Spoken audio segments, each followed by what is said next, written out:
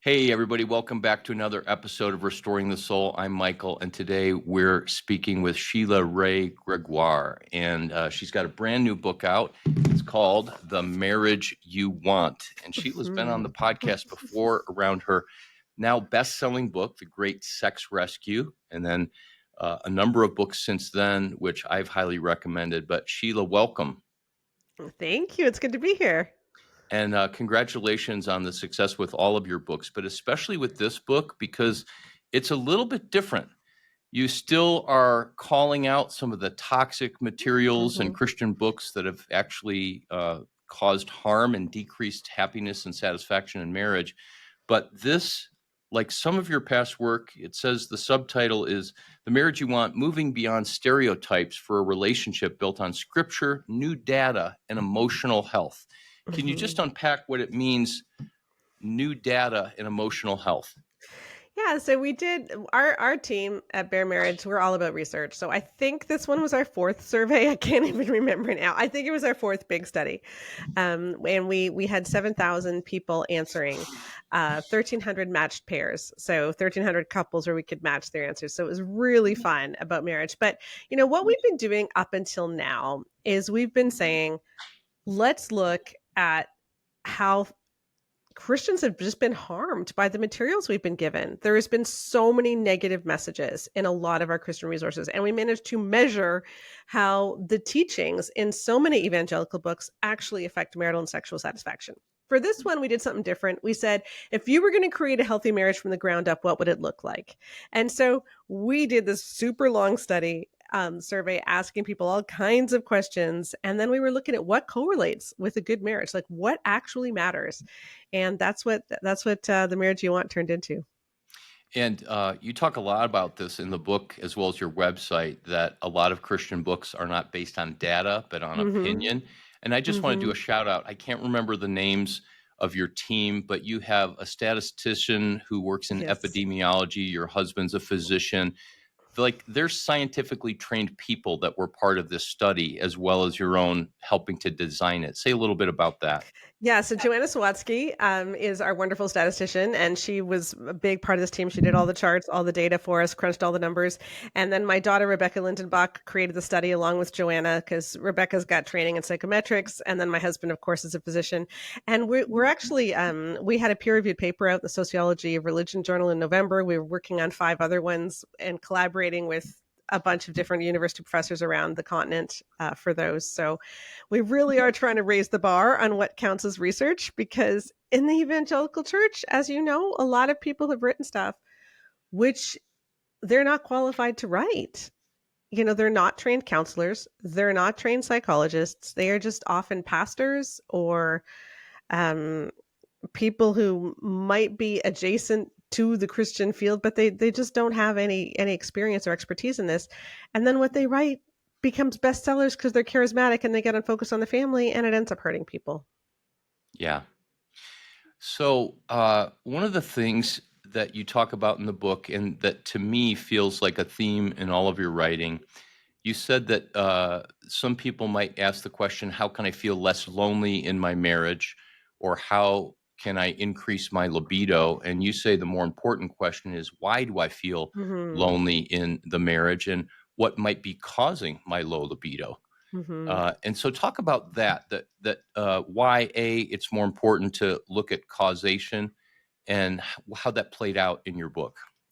Yeah, because we just need curiosity. When something's going wrong in the marriage, we often say, well, I just need to fix it. I just need to fix the problem. But you can't fix a problem you can't identify.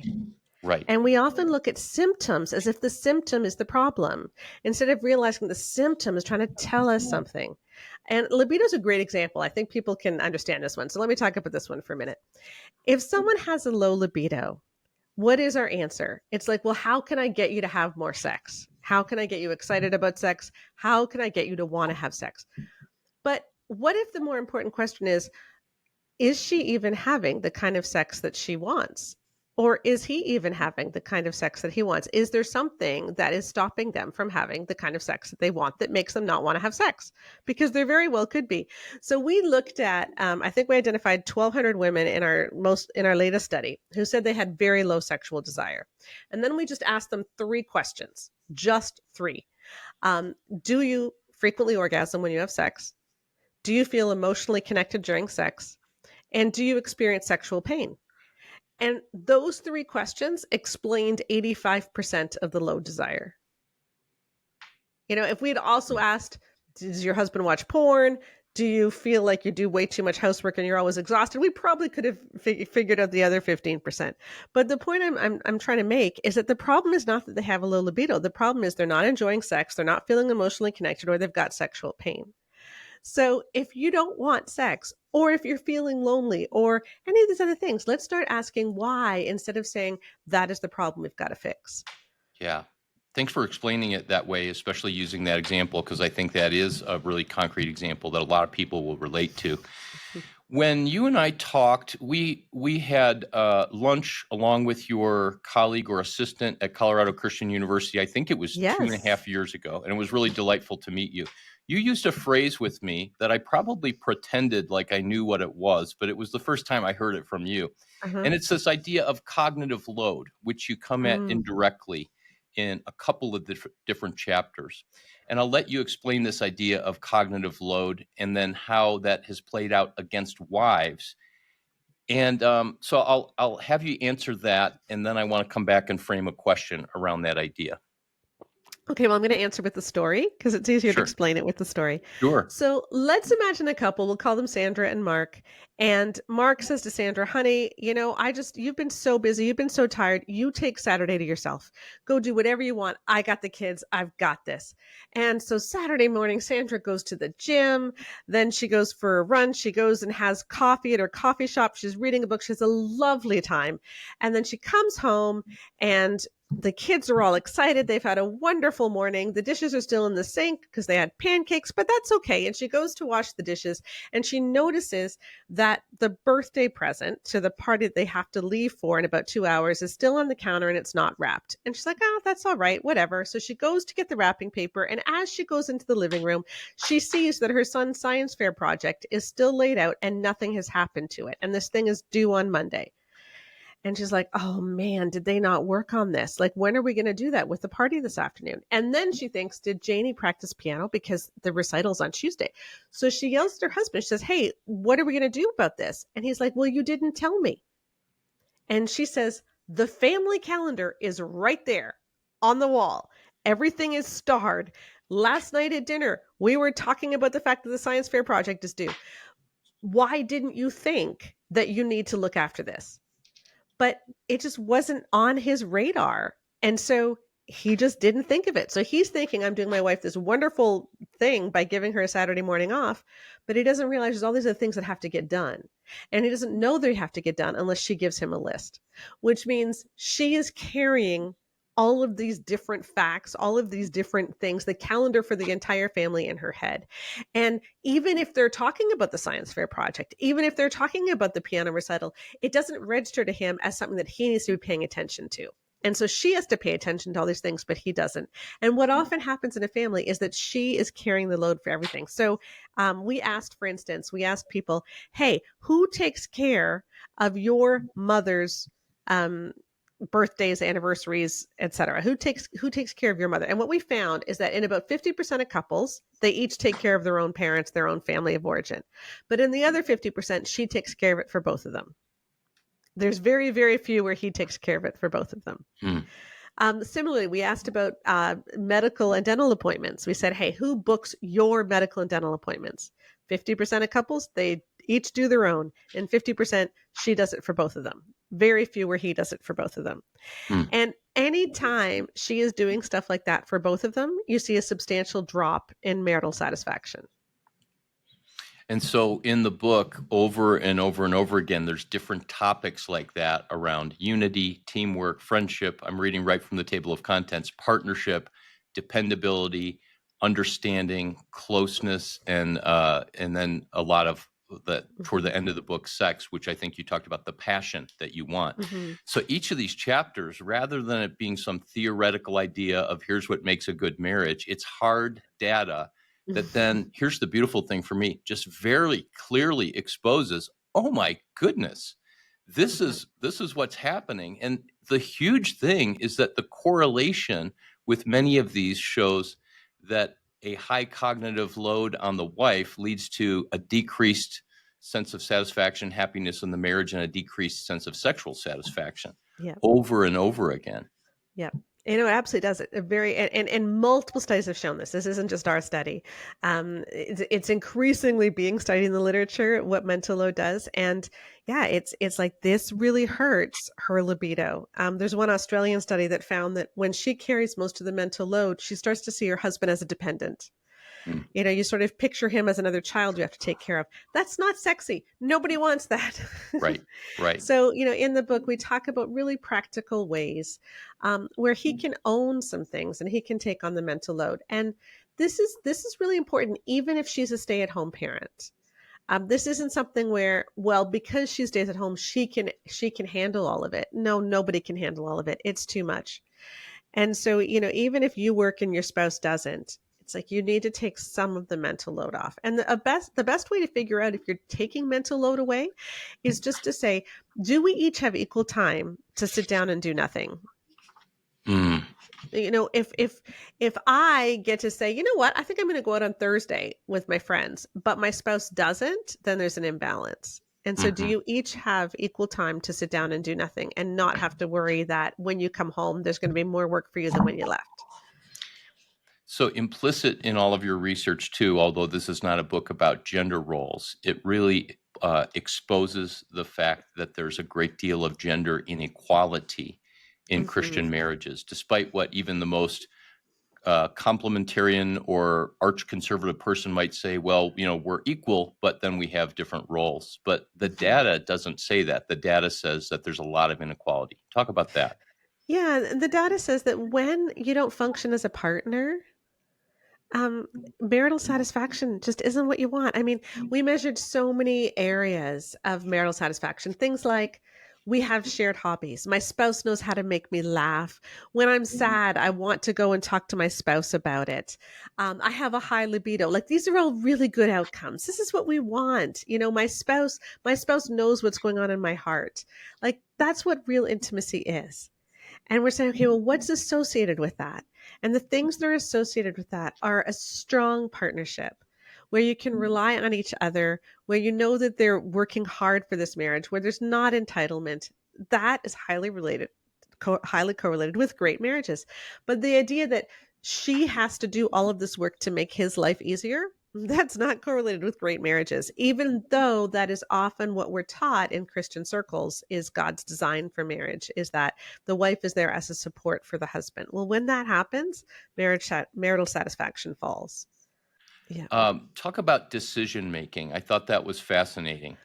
Yeah. So when you ask people what they mean when they say they're complementarian, okay, because this is a common belief in the evangelical church that men are in authority over women in the marriage. And when you ask people, well, practically, what does that mean? What it usually comes down to is if we can't decide, he gets to make the final decision because he's the one in authority. And I've been talking to people who follow that, and they'll say I think they think it's a mic drop moment or something, because we'll be talking about why that really isn't necessary, and then he'll say, "Oh, but if you disagree, what if you have to make a decision super quickly? You obviously need someone to break the tie." And I'm thinking, I've been married for 33 years. We've never needed that. Mm. And in fact, 78.9% of couples in our survey of 20,000 women for the original survey, they make decisions together. They don't use a tiebreaker either. But when you do use a tiebreaker, you can start to feel like there's no other way to do this because you've taken a shortcut and you've never actually worked at how to make decisions together. And so and taking that shortcut is highly correlated with emotional immaturity. We found that complementarianism is highly correlated with a lot of markers of emotional immaturity, emotional dysregulation, having frequent anger outbursts, being passive aggressive, all of these things. are much more common in marriages where they do have the husband as the final decision maker. And so when people teach, you need him to make the final decision, what they're actually teaching is something which hurts marriages. Because when couples follow that, their marriage gets worse. I like to explain it this way. We looked at all kinds of different markers of marital satisfaction. And what we found is that when one thing gets better, maybe you have more shared hobbies, or maybe her libido goes up. When one thing gets better, chances are everything else gets a little bit better too. Some things might get a lot better and some things might only get a little bit better, but they all go in that direction. And likewise, when something gets a little bit worse, everything else is more likely to get worse too, by varying degrees, but it's more likely to go in that direction. And what I want people to understand is that the idea that he makes the final decision, that travels with the bad outcomes. It doesn't travel with the good ones. And most people who teach that the husband gets to make the final decision don't practice it. And so my plea is, everybody just preach what you practice. If you are practicing mutuality, then let's start preaching that, because that is what actually works. In the book, you talk about, in the decision-making data, that if somebody gets to do the tiebreaker, then the other person feels like my opinion doesn't matter. Mm-hmm. And so, Mm-hmm. we could look at all the theology all day, but when a person's feeling in the relationship like their opinion doesn't matter, that comes back to this idea that you bring up in the book and on your website about fruit. And I just want to read this phrase from your website. What if Jesus meant what he said when he told us to judge a tree by its fruit? Mm-hmm. So the fruit of my opinions don't matter is not really good fruit. And there's actually another way that people function, and a way that most of the time it can be done. And I just thought that was another good thing. So there's all the data, but then there's our sensibilities. And I joked before we started the podcast that several times in the book you use the word ick, and one time it was in parentheses, ICK. And it's that sense of that when we hear a teaching from the pulpit or in a Christian book, and something about it doesn't sit well inside of us, it somehow offends our sensibilities. Like, that just doesn't feel right. Ick is an appropriate response. Yes. And we should actually pay attention to that, like the fruit of a husband who might believe that it's his authority that he has the right to exercise. Why would he do that if it leaves his wife feeling like she doesn't matter, or vice Yeah. versa in other situations? So thank you for that, for the fact that in addition to the hardcore data, you speak to the sensibility of it and to look to the fruit. Mm-hmm. Yeah, and Jesus in Matthew 7, when he was talking about that, if you look at the context of the passage, he's saying, okay, how do we tell if there's a false teacher? So you've got people who are teaching something, and people are teaching all different things. How do you tell which one is right? And he says that you got to look at the fruit, because a good tree can't bear bad fruit and a bad tree can't bear good fruit. So by their fruits you will know them. And that's what we try to do with all of our studies, is we're showing, look, which is the good fruit and which is the bad fruit. And this should matter. We need to take Jesus at his word. And I think a lot of people, good, like well-meaning people who truly want to follow Jesus, have been in a church culture which have told them that he has to make the final decision, that the responsibility for the whole family lies on the husband, and ultimately God is going to hold him accountable for what the whole family does. That's an incredible burden to put on someone. And we can ask, does that bear good fruit? Because that is one interpretation of how you do marriage, but it isn't the only one. And it Right. isn't even the best one. I'd say most Greek scholars would say that that is not actually what the Bible is saying today. And so if there are other interpretations and you're feeling really weighed down by what you've been taught, that's a horrible burden to feel like, if my kid, rebels, God's going to hold me accountable for that. That's an awful place to be in. And yet we've put that on so many men, and it doesn't do anyone any good long term. Yeah, and it's almost axiomatic. Like you hear that at men's retreats and other places, so that's just the gospel. That's truth, as Yeah. opposed to someone going, "Wait just a minute." So another chapter you have was on friendship, the friendship you want, and I thought there were some very, all of the data was fascinating, and you talked about affection as it's related to friendship, but you talked about shared bedtimes.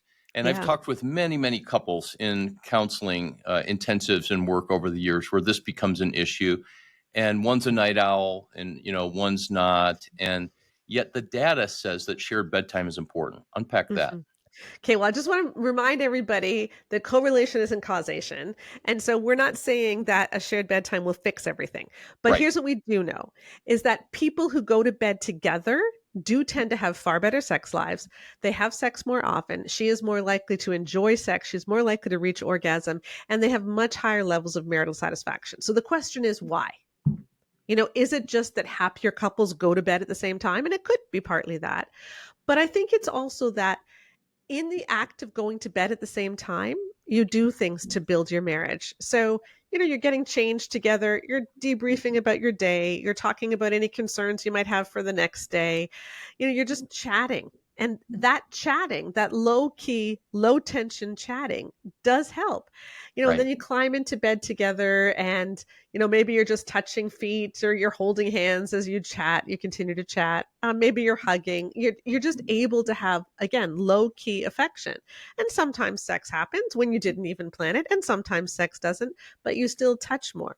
And when I was a kid, and you probably experienced this too, Michael, because we're about the same age, I think, but everybody went to bed either at 10:20 or 11:15. Like it was either after the local news or after Johnny Carson's monologue on the Tonight Show, right? and and then you'd go to bed because there's nothing else to do. Like there's nothing keeping you up. Whereas today we've got the internet, we've got video games, like there's nothing telling you it's time to go to bed. And Yes. so we just don't have shared bedtimes in the same way. And I think that we do suffer from that. But what I will say is, look, one of you might be a night owl, and one of you might need to get to bed at 9 o'clock because of work. And that's okay. You don't have to go to bed at the same time. But remember the things that you get from going to bed at the same time and be intentional about putting those in your day in other ways. Like maybe you get ready for bed together, Right. even if you don't go to sleep now. Maybe you lie in bed together and just chat for a couple of minutes, even if one of you gets up and leaves afterwards. Like see if you can put some of those practices in place regardless. Yeah, and your phrase "low tension affection" is important because if couples don't have that in a way that's a fixed point, like shared bedtime, Mhm. then they've got to find a way to create that in some other way. So I know Yeah. couples that they have to get up at the same time, and so they'll sit for half an hour. And I'm jealous of some people that say, "Oh, we do that for like 2 hours in the morning." But having coffee together, and Yeah. that's that time where I like to say that it's simply where goodwill can be built, Hmm. but not having to go on a vacation and get on a plane or something like that. Talk about entitlement. Uh, Hmm. we typically think of that word clinically as some kind of pathology, and you unpacked it back in relation to equality between one another. And I think you said that nothing kills a marriage faster than Yeah. entitlement. Yeah. Yeah. Entitlement is anytime you think that you deserve something in marriage without really having to put in work for it. And we can feel entitled for all kinds of different reasons. Maybe you had a super bad childhood. And so you're like, I deserve someone to take care of me now. Or maybe you feel called by God to foster 8 kids. And so you're like, I deserve someone to make this easy for me and to make enough money so that I can do this.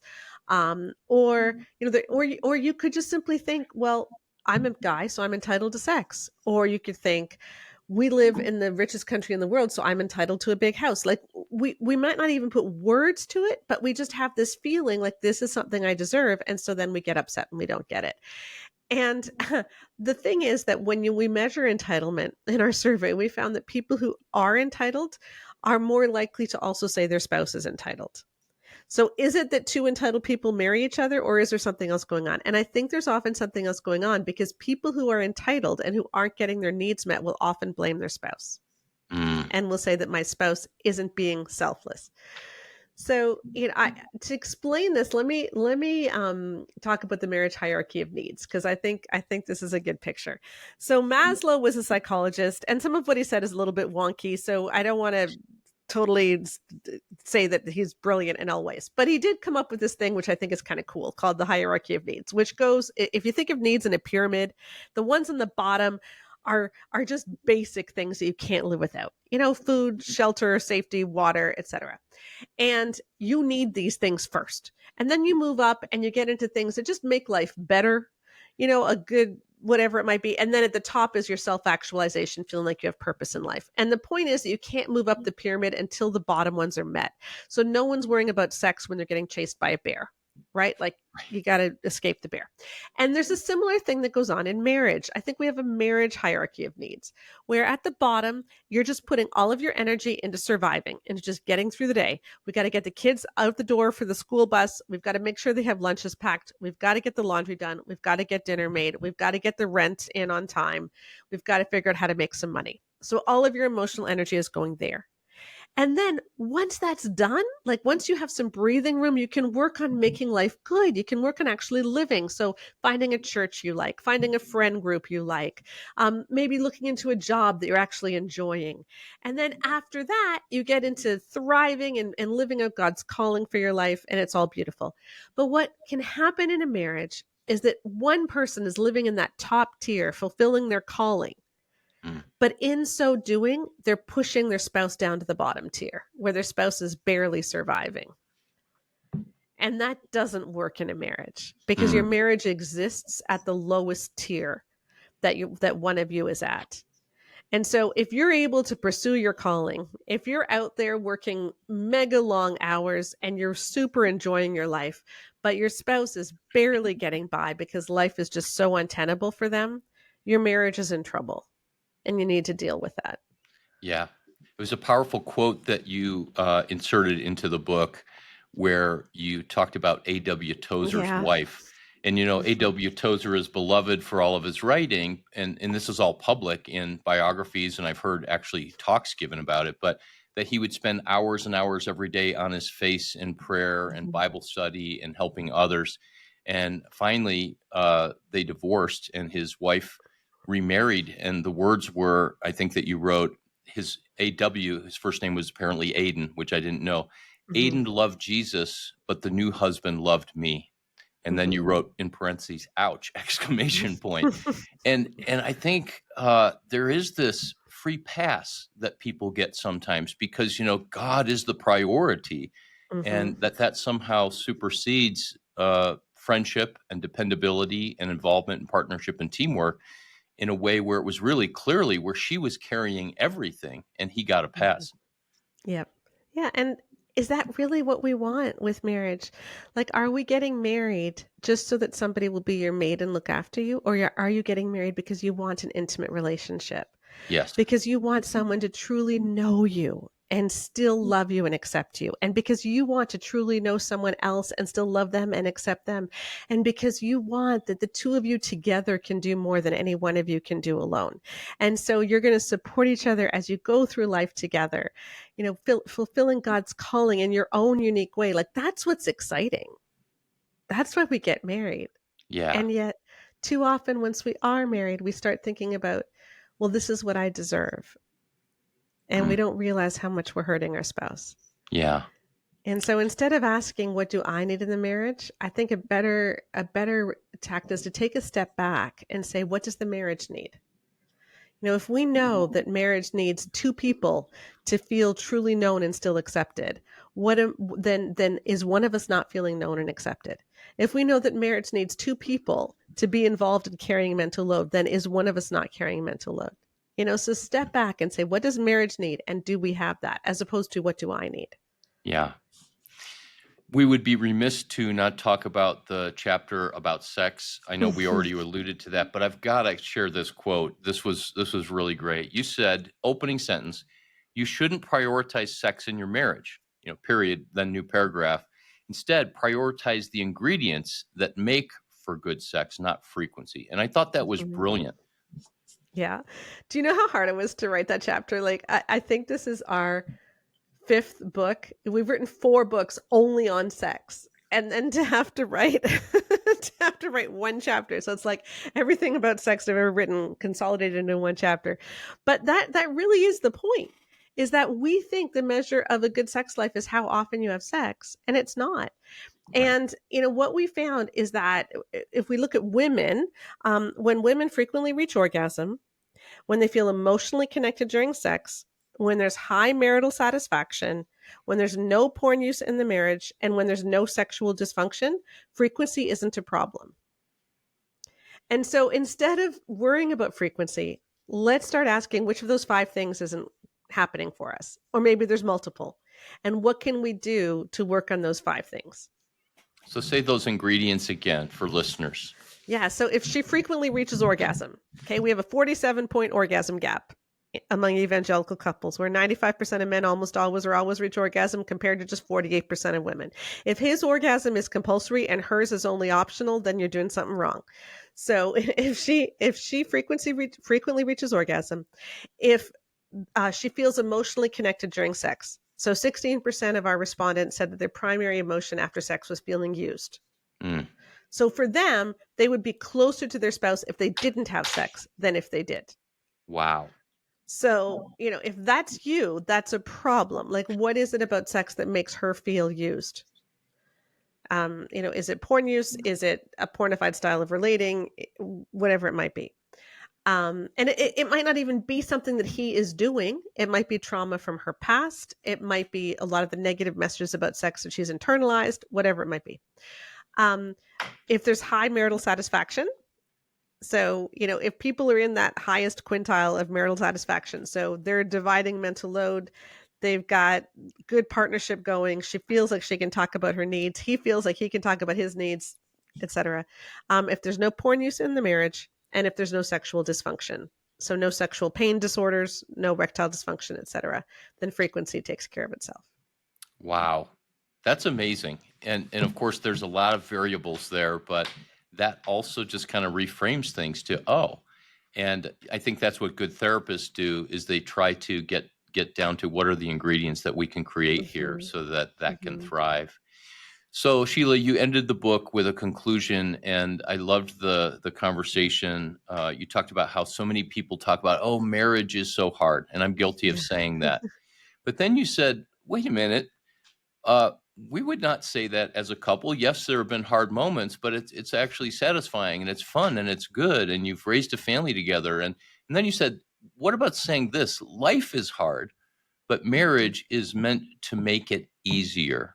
Yeah. And I just kind of exhaled when I read that, because it's like, oh, there's the focus. It came into focus and it brought all the data together, that this data actually points us to how marriage can be this partnership and this friendship and this teamwork that actually makes life easier, as you said.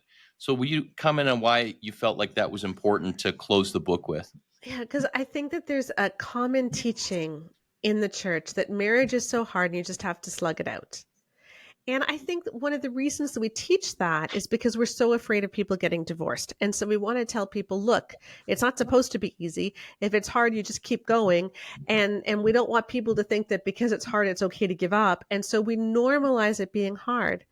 And I wish we wouldn't do that, because by doing it, then when people are having a difficult time, they don't think, oh, maybe this is something I can fix. They just think, oh, this is just the way marriage is.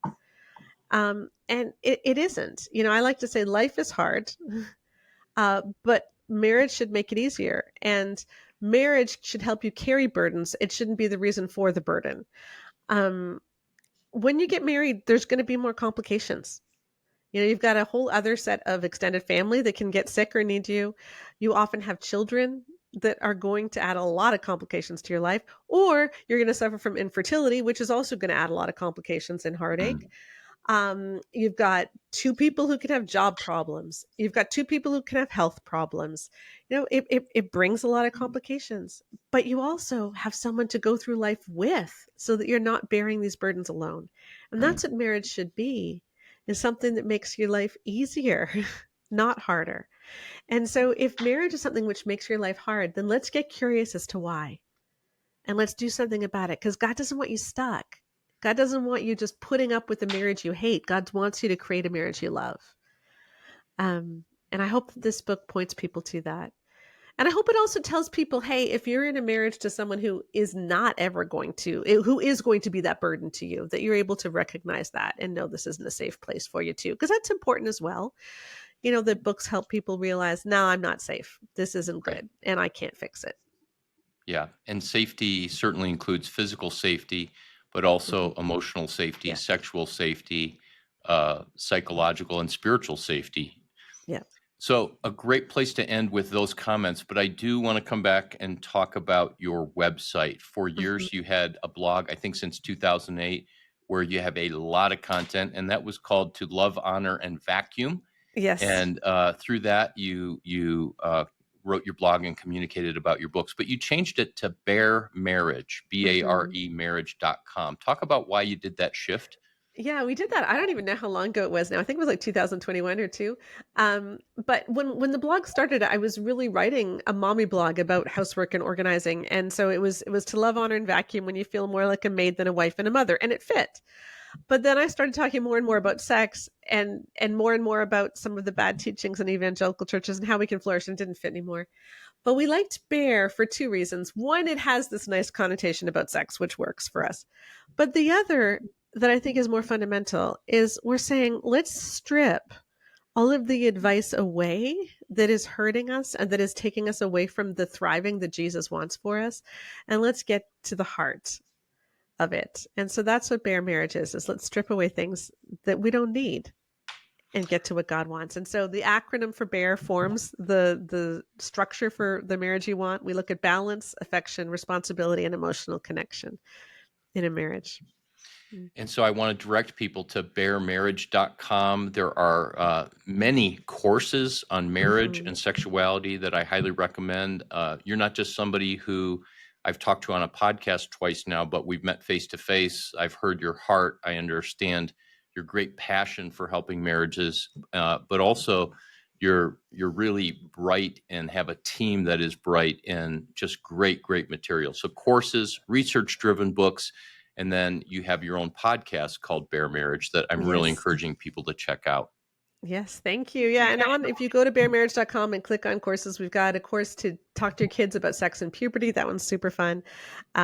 We've got an orgasm course, a libido course, a honeymoon course, and of course, all of our books are linked there as well. And Mhm. take a minute and talk about, because I did this literally an hour ago. I went to your website, which I hadn't visited in a while, put in my email, and I downloaded the How Toxic Are the Christian Books That You're Reading. And so you put together a pretty fascinating scale there. Talk about that. Yeah. Yeah, so for when we wrote The Great Sex Rescue, we looked at the top 15 sex and marriage books in evangelicalism, and we applied a rubric, a 12-point rubric to these books on healthy sexuality. And you could get a score of 0 to 4 on each element, so you get a maximum score of 48. And some of the books scored quite well. Boundaries in Marriage scored, I think, 42, so scored pretty darn well. The Gift of Sex by the Penners scored 47. John Gottman's book, Seven Principles for Making Marriage Work, which was our secular control book, it also scored 47 out of 48. So it was very possible to score well. But then there were a number of best-selling evangelical books that scored terribly. So Love and Respect scored 0 out of 48. Every Man's Battle scored 9. For Women Only, I think scored 11. So a lot of our books are just not teaching about sex in a healthy way whatsoever. Yeah. And so I And you encourage can, yeah, if you go to baremarriage.com, you can fill out that thing right on the front page and you can get that download too. Mm-hmm. Well, Sheila, thank you for talking to us all the way from Ontario, Canada. Blessings to you and to your ministry and your team. Thanks, Michael.